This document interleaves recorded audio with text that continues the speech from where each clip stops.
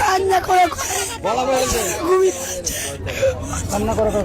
চুপ চুপ চুপ। আপনারা দেখতে পাচ্ছেন একটা বাচ্চা ছেলে, হয়তো 12 বছর বয়স, সে কান্না করছে, ভেঙে পড়েছে, মানসিকভাবে ভেঙে পড়েছে।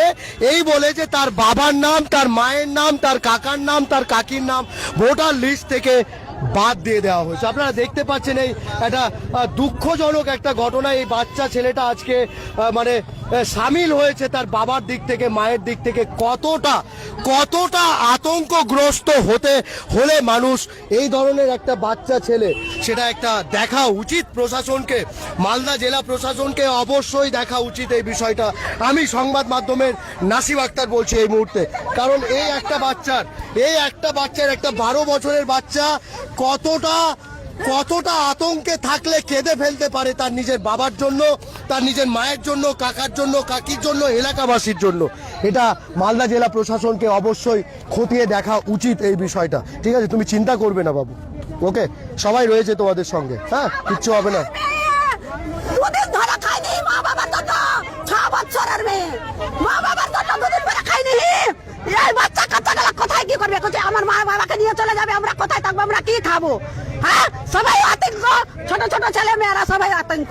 হ্যাঁ, আমি একটাই কথা বলবো মালদা জেলা প্রশাসনকে, যে আপনারা দেখাচ্ছেন যে মানুষ কতটা উদ্বেগে, কতটা আতঙ্কে কান্নাটা কাটি করছে। আমরা এখনই খবর পেলাম একজনের কাছ থেকে যে একটা 6 বছরের বাচ্চা যখন শুনতে পেয়েছে যে তার মা বাবার নাম ভোটার তালিকা থেকে ডিলিট হয়ে গেছে, 2 দিন ধরে খায়নি, কতটা আতঙ্কগ্রস্ত হলে মানুষ এই ধরনের সিদ্ধান্ত নেয়। আপনারা দেখতেই পাচ্ছেন একদম লাইভ সুজাপুর থেকে এই মুহূর্তে তাদের বক্তব্য, তাদের অভিযোগ, তাদের অনুযোগ এবং এই পথ অবরোধের কারণ আমরা আপনাদেরকে দেখিয়ে যাচ্ছি এখনো পর্যন্ত। মালদা জেলা প্রশাসন তথা পশ্চিমবঙ্গ প্রশাসনকে একটাই অনুরোধ যে আপনারা এই বিষয়টা খতিয়ে দেখে কোনো একটা কিছু করার ব্যবস্থা করুন।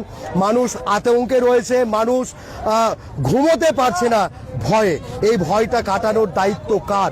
নির্বাচন কমিশনের, পশ্চিমবঙ্গ সরকারের, বিডিও নাকি মালদা জেলা প্রশাসনের? এটা কিন্তু একটা বড় প্রশ্ন।